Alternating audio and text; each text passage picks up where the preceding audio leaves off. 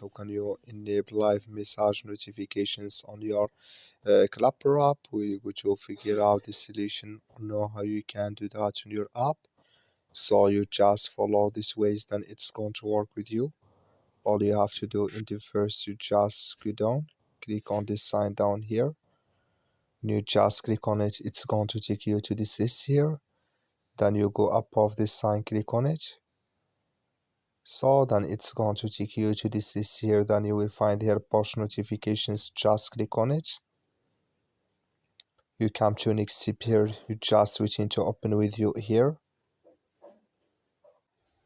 So then it's going to show for you like this. You will click here on in-app notifications. You come here to live message, click in this sign. Like you see this color show for us. That's made live message enabled with us now. That's all you have to do. That's all. I wish you a great thank you for watching. Don't forget to support us by liking and subscribe.